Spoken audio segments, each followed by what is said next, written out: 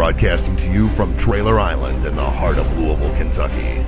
It's the internet's #1 party talk show, the Sam and Dan Nation.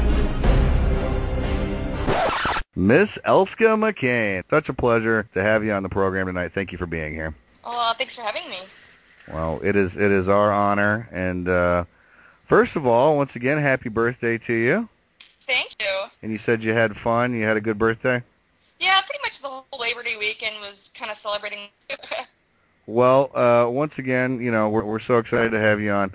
For the people who, you know, don't have an internet connection or have been living under a rock lately, can you tell us a little bit about yourself? Who is Elske McCain? Not just the actress, but who you are as a person. Elske McCain is basically a mother of two and a exotic dancer who got her start in the independent film industry back in 2004. And started doing the convention circuit and did some festivals, and along the way met some really great people, some not so great, but mostly great. And basically through my internet connections, my horror forums where I used to collect DVDs with fellow collectors, and my MySpace, I just worked on several lower-budget independent movies over the years, starting about in 2005. I did the first one, I did a short, and then in 2006 I did my first feature. And I think I've probably done maybe 20, 25 movies, you know, in my short, you know, career. So obviously, you know, you gained a lot of fame in the cult movie world, specifically, you know, independent horror, indie films. What's it like being a cult movie icon? Well, it's kind of cool that you called that. I guess it's pretty flattering. I'm glad that people like my movies, and yeah, it's just one of those things where basically being a cult icon doesn't really do much other than get you a hell of a lot of loyal fans. I have a large fan base, as you know, but very little money. Right. So hopefully we can change that in the future. Yeah, hopefully, for sure. Well, yeah. you definitely have a lot of dedicated fans. You definitely have a lot of people that love you and love your work. So, I mean, that's cool. It's unfortunate that the money thing hasn't worked out, but I would say that'll change for you in the future. It has to, right? I really think it will. It's just one of those things where, you know, nobody really makes money off their first movie, and it just sucks that it took me so long to get it out, but you live and you learn, and I kind of consider it almost like going to film school in a way. So, yeah, I mean, I have gotten paid on some of the movies, like Killer Biker Chicks and Trade-In. I did get paid, but the majority of them that I did back, you know, 2007 and 2008 and even 2009, I just did for fun or for experience or to work with people that I thought would be give me more experience. It's just one of those things where you think after 7 or 8 years of doing this, a lot of people think I'm rich. That's the thing about the internet. Like, I don't know. I mean, lately I've been bitching about money, but like I've had people accuse me of being a millionaire, and it makes me laugh. And I'm just like, you got to be kidding me, right?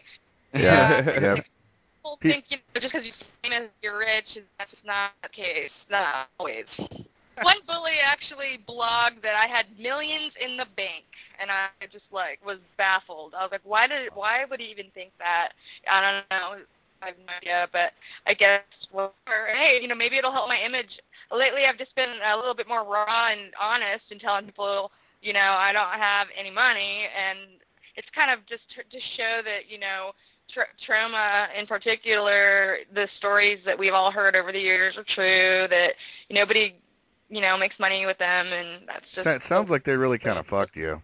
Oh, definitely. I'm still getting over it. I almost went like kind of shocked, you know, because I've been so loyal to them over the years and done so much at, like, you know, being affiliated with them and going to cons and promoting them and online promotions and just, you know, with the Poultrygeist, and it's just a disappointment. I consider Lloyd to be a really good friend of mine for several years, and now he won't even talk to me. What got you interested in acting? Well, I'd done some modeling online, and when I was doing some conventions, people started to ask me, you know, what movies are you in? What movies are you working on? And I hadn't done any at that point, and then I'd read some books on it, on filmmaking, and thought, you know, I could do this. And after doing, you know, a couple of short films here in Tucson. I finally got I guess we'll call it my big break with Gimme Skelter, to where I got to act alongside Leatherface, who's Gunnar Hansen, and Trent Haga, and Billy Garbarina, who's a really pretty popular independent actor in the scene. And, it's kind of like I had to develop my skills. I all through high school. I took a year of it in college even, and I think even dancing helps, because when you're a dancer, you're kind of putting on an act. So I'm almost kind of a natural, I guess. I enjoy it. It's fun. It's I just once I started acting, I realized and was told by my peers that I was a good producer, and I didn't even know I was a producer. Who's the one that remembered this? Who remembered that? The director didn't. You did. So you're basically producing, and I had never even known what a producer was. I was always focused on the directors. I thought the directors had to do everything, and that's just not the case. Well, it's funny you mentioned that about dancing. That's how much of dancing is acting? You said that it's kind of like playing a role. Almost 100%.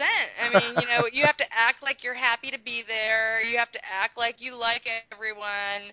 And the minute I start to feel like I can't hold up that front, I usually leave, because I don't want people to see like a bad side of me. So yeah, it is a lot of acting with the dancing business. It's just pretty much what you do. You always got to wear a smile. Always got to, no matter how ugly the motherfucker is, you got to smile at him, and I would imagine that shit gets tiresome. We know that you love horror and slasher films. What are some of your favorite horror movies, and why? Well, usually when I get asked this question, I'd go through my favorite movies that I used to watch when I was a kid, and as I've gotten involved with the industry, I've realized and learned that most of the movies that I used to enjoy the most, there's just some people that either wrote it or directed it or acted in it that I don't like anymore. Right. The movies that I can always on are the old slashers. I love all of the Friday the 13th, all of the Nightmare on Elm Street, all the Halloweens, and especially Fright Night. I love Fright Night. I went to the Fright Night reunion in Santa Monica back in 2008, and the entire cast and crew. And one of the actors from that movie was kind of weird with me, but I still love it, and they'll never change. When I was little, actors seemed like so untouchable. Reading those teen magazines, page with fan mail, where you could write letters to your favorite actors, and now they're just a click away at MySpace, Facebook. It's just bizarre. I never thought that technology would bring us celebrities in general. Would you ever consider writing and directing another film? Well, I have been donated about $1,500 to the fans through an Indiegogo that we did with Trauma that didn't work out. I was originally going to do a feature with my friend who is no longer my friend anymore, and the movie got a lot of publicity. It was about a Ouija board, and I had written that movie pretty much from beginning to end, like as an outline, and he was going to help me with the script and get funding and this and that ended up falling apart recently within the past few months. And so I think with the money that we've got from this Indiegogo, I'm either going to produce and direct this short, or if I can figure out a way to do a low-budget feature. I mean, I'm not shutting down that idea. It's possible.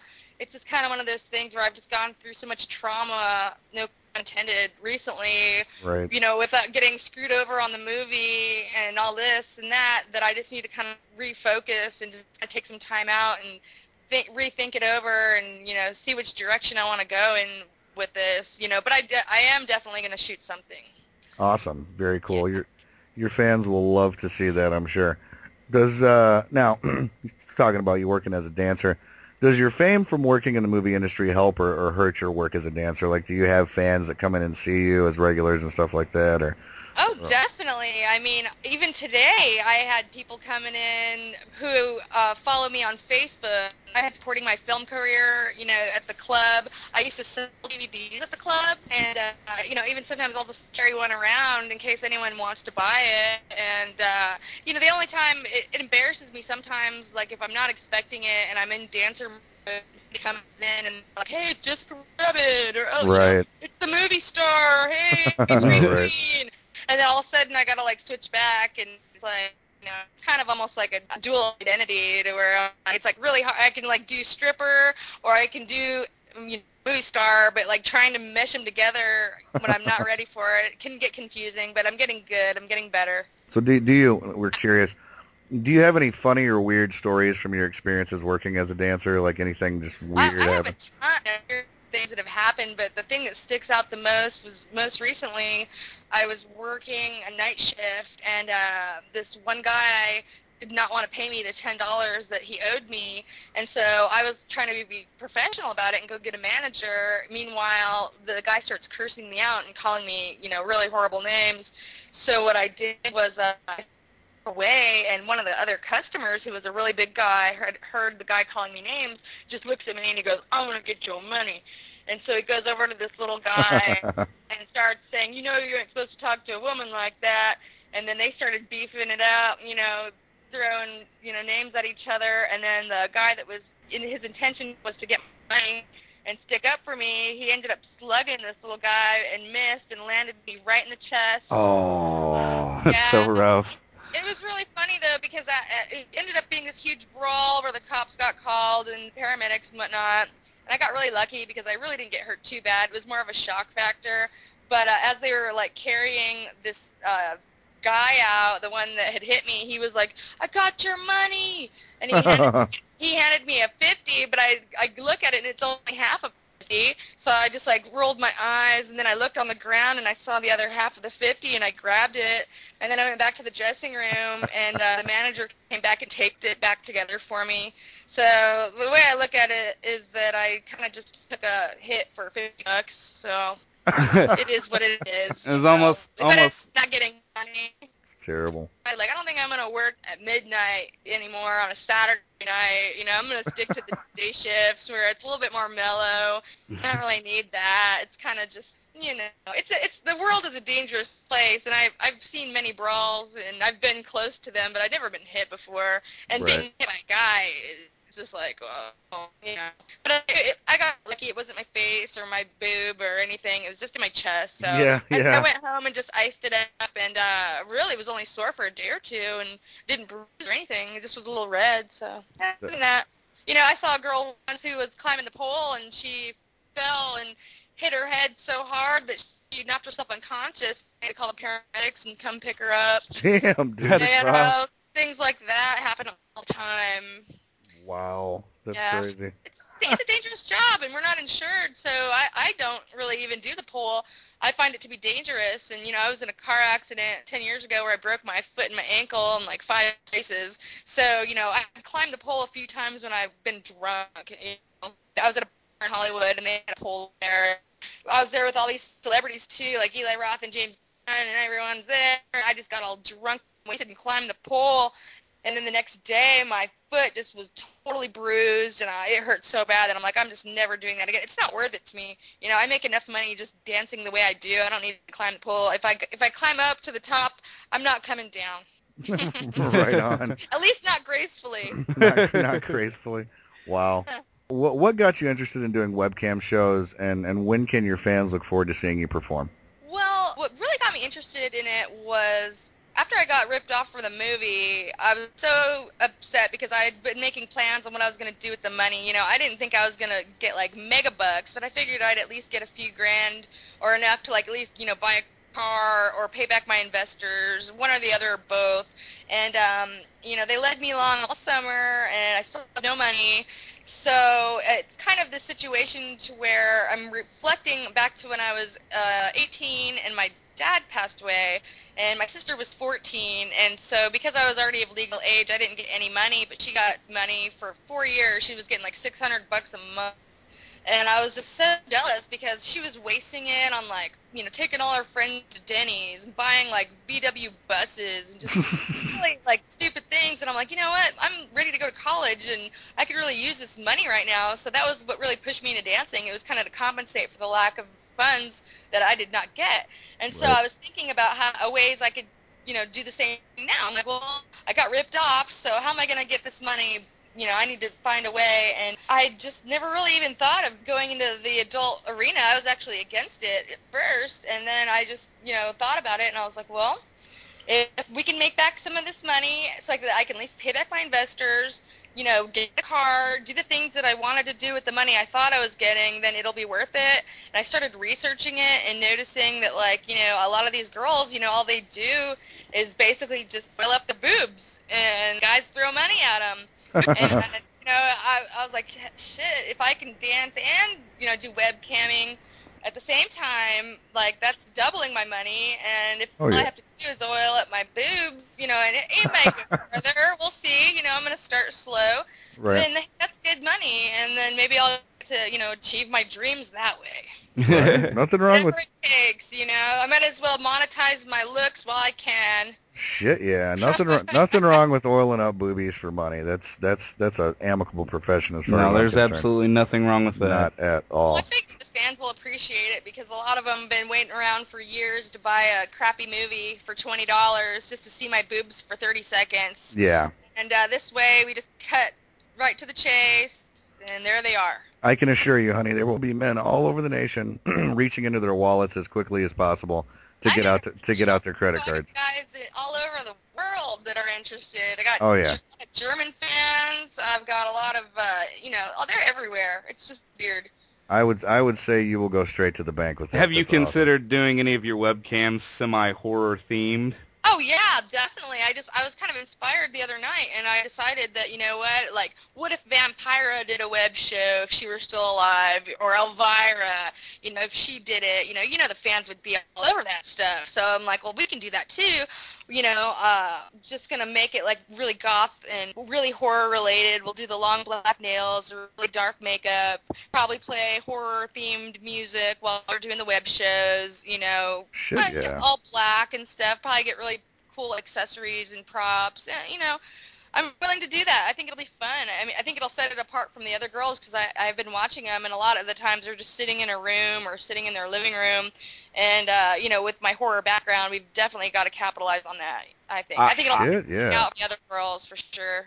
I see dollar signs in your future with that. No, yeah, I was going to say, I don't really know of anybody that does anything like that. I think you really got something with that. Like if you did almost like a hosting sort of thing. But yeah, you would blow Elvira out of the goddamn water, man, for real. Well, yeah, it's what I should be doing. I shouldn't be doing just normal webcamming. I might as well take my horror background and fan base and utilize it. Shit, yeah, absolutely. Capitalize on it for sure. Totally. Do you plan to just do cam shows, or would you possibly be open to other adult roles in the future? Well, I talked to my boyfriend about this, and I really have no interest in going into adult films at all. I would consider that cheating almost, and right. Unless it was for a really significant amount of money, like a life-changing amount. Yeah. I would not consider it. All right, now where can your fans stay up to date with Elske McCain news? I know you're all over the internet, so what's the best place for fans to go? The best place is definitely Twitter. I'm accessible there. Facebook, obviously, my main page is filled, it's filled up, but you can still subscribe to me. I have another second page, which still has room for some people, and once that fills up, you can subscribe there. And then I also have a fan page. But yeah, Twitter is pretty much, I think, the future. I think Facebook has been failing a lot lately, just like with their changes. I don't think that it's kind of turning into MySpace, so I think people are looking for something else. And I really get frustrated by the character limit at Twitter because I consider myself a writer in a way, so I tend to really exaggerate and just get a lot of detail. There's a lot more networking going on at Twitter. Twitter's the way to go. At Facebook, you're a lot more vulnerable to bullies and stalkers and people that just make fake profiles of you and just troll you and make fun of you. And at the end of the day, those people don't have jobs. They're on disability. Sit at home, get fake profiles all day. Oh, yeah. It's just kind of lame, but at the same time, when you're a celebrity, you have to expect that. And I use the term celebrity loosely because I guess in a way I'm a celebrity because I do have a fan base. But I don't know. I was going to say, you got over 100,000 followers on Twitter, man. That's pretty heavy. I don't consider myself a celebrity. I consider myself a horror fan. I'm a horror geek, so I do know a lot about horror movies, trivia, and whatnot. Right. So, first and foremost, I felt lucky I guess you could say lucky. You know, I was in the right place at the right time. I got discovered, and I've done work, and I have experience, and here we are. Right, right. Awesome. Well, first of all, thank you again so much for being on the program. All right, so now at the end of every show, we like to play a little game called This or That. So basically what's going to happen is I'm going to try to ask you as many questions as I can in 60 seconds, and you just give whatever answer comes to mind. You can pick this or that, or you can pick, you say whatever comes to mind. Okay? Okay. All right, here we go. You ready? Whips or chains? Chains. Nice. Thongs or boy shorts? Thongs. Regular or decaf? Regular. Regular. Your zombie apocalypse weapon, what would that be? Machete. Machete. Nice. Everybody says chainsaw. Chainsaw is the worst because we run out of gas and it's worthless. It's true. Right? Knives or guns? Shoot. I guess I'm gonna. Knives. Knives? Yeah. The same thing with the chainsaw. We run out of bullets. It's worthless. That's true. Whiskey or beer? Whiskey. Whiskey. Thin crust or deep dish pizza? Thin crust. Has Freddy- less carbs. Freddy or Jason? Freddy. Handcuffs or duct tape? Duct tape. Nice. Blondes or brunettes? Brunette. And booby tassels or pasties? I think I said tassels, but I think we're gonna stick with pasties this time. I don't think they use tassels in. I have an old school, burlesque thing. I don't know. Right. Nice.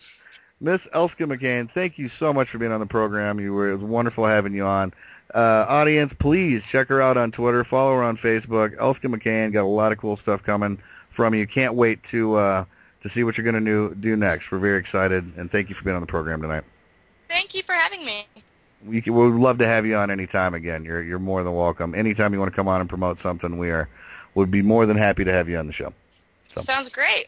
Awesome. Thank you so much. We'll talk soon, okay? Okay. Bye-bye.